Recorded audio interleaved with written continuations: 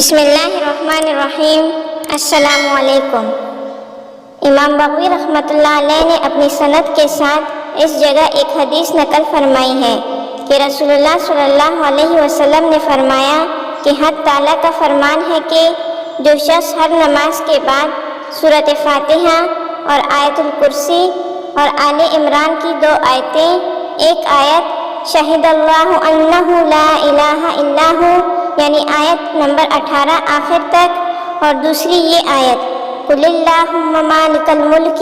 یعنی آیت نمبر 26 اور 27 تک پڑھا کرے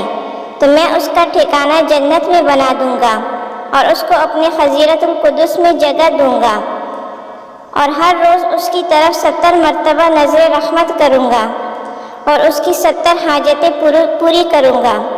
اور ہر حاسد اور دشمن سے پناہ دوں گا اور ان پر اس کو غالب رکھوں گا۔ اور ساتھ ہی ہمارے چینل کو سبسکرائب کر دیں۔